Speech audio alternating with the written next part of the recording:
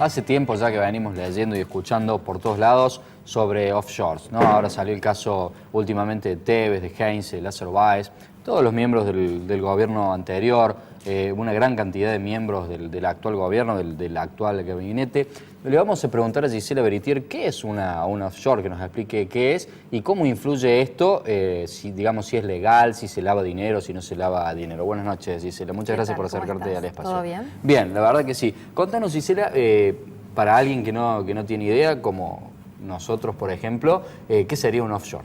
Bueno, las empresas o las sociedades offshore en realidad son empresas que se radican en un lugar distinto a el lugar donde llevan a cabo sus operaciones. ¿Qué quiere decir esto? Que se van a radicar a países en los cuales tienen beneficios impositivos y beneficios legales mayores al lugar en donde van a realizar su operación. Por lo general estos lugares son los paraísos fiscales, en donde tienen de alguna manera venias fiscales para poder operar y legalmente también. Entonces, cuando vos me preguntabas recién si son ilegales o no, últimamente en el discurso escuchamos mucho que no es digamos, ilegal tener un offshore. Y realmente no es ilegal, siempre y cuando estén declaradas ante el fisco nacional, o sea, en Argentina, ante la AFIP.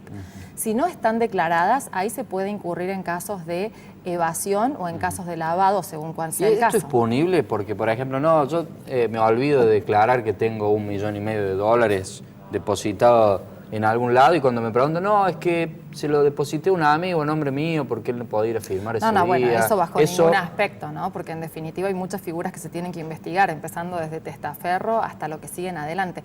Pero lo que es importante acá es que si es legal o no es legal, no es la discusión. Vos sabés que en realidad hay que ver cuánto evaden empresas, digamos, esto es una práctica muy instalada dentro del mundo empresario y sobre todo el mundo empresario argentino. Pero en definitiva lo que hay que discutir acá es cuánto deja de recaudar el Estado Nacional justamente porque estas empresas deciden radicarse en otros lugares, digamos, radicarse en paraísos fiscales. Hay un estudio reciente de la Universidad de las Naciones Unidas que fue publicado en diciembre del 2017, en el cual, en base a datos del Banco Mundial, calcularon sobre 148 países cuál era el daño o cuál era la evasión que sufrían esos países producto de que empresas se radicaran en paraísos fiscales. Para el caso de Argentina, dependiendo de si los datos provenían de, digamos, del Banco Mundial o de otra fuente internacional, llegaron a la conclusión los economistas que realizaron el trabajo que Argentina dejaba de recaudar por año entre $21.000 millones y $24.000 millones. Números tremendos. Tremendos números que son entre el 4% y el 5% del PBI, o sea, una exorbitancia absoluta. Vos imaginate que mismo estudio compara ese número con el déficit del sistema previsional actual. Hoy el déficit que tiene el sistema previsional es de un 2,5% del PBI entre lo que se recibe de contribuciones y lo que se paga de jubilaciones.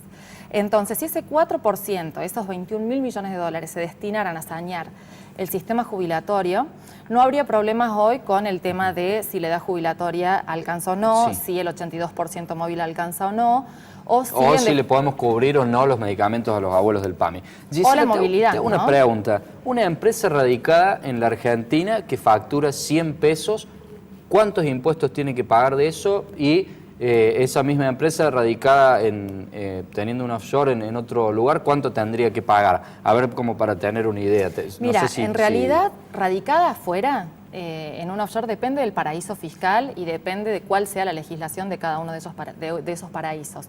Pero seguramente va a ser mucho menos, y el principal reclamo de los empresarios de acá era justamente la presión impositiva, que antes de la reforma previsional, que recién empezara a actuar este año, entre impuestos nacionales, impuestos provinciales y impuestos municipales, el Estado terminaba siendo un socio al 50% prácticamente de una empresa nacional o una empresa, digamos, grande, una empresa pyme. Pero acá hay otra cuestión central, ¿no? Que en realidad las empresas que pueden instalarse en paraísos fiscales son grandes empresas.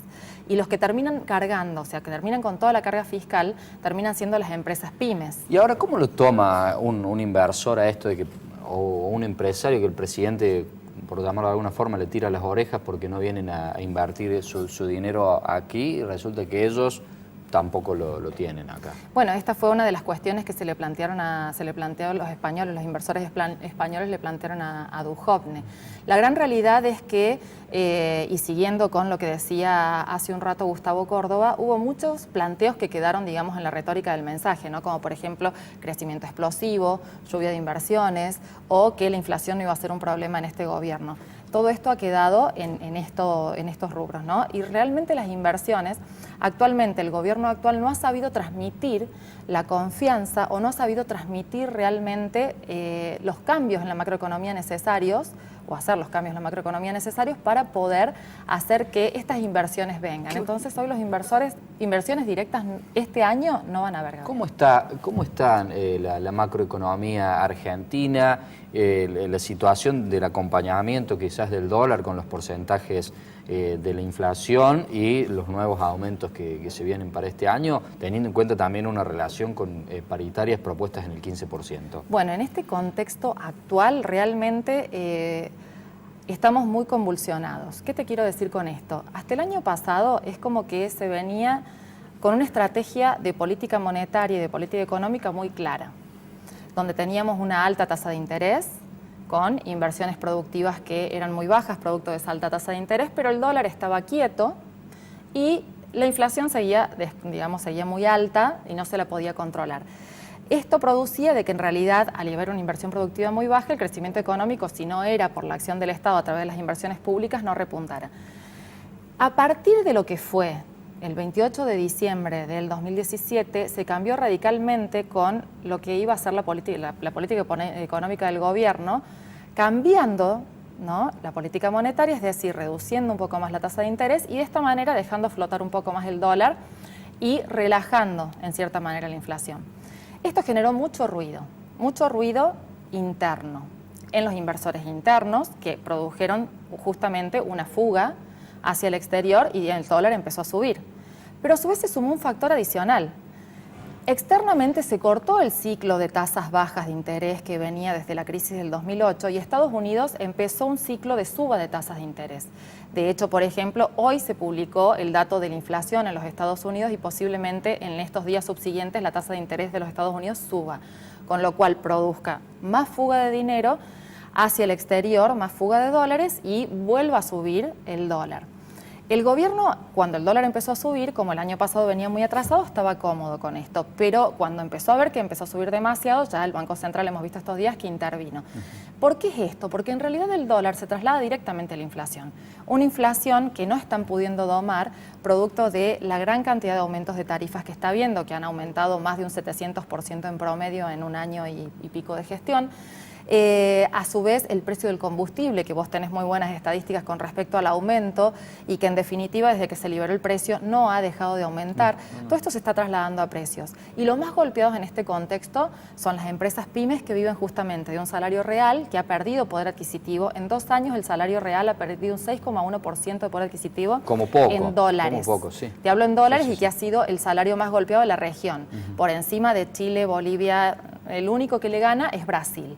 Pero en definitiva, consumo interno que no repunta, un salario real que está bastante detraído y encima el aumento de las tarifas, la empresa pyme está muy complicada como para generar inversión productiva. En 2 palabras, porque ya está de más esta pregunta, ¿futuro verde o futuro negro? A este nivel de toma de deuda y de fuga de divisas, en el futuro no lo veo muy verde en el mediano plazo. Gisela, te agradecemos por haber formado parte del espacio. No, muchas gracias a ustedes.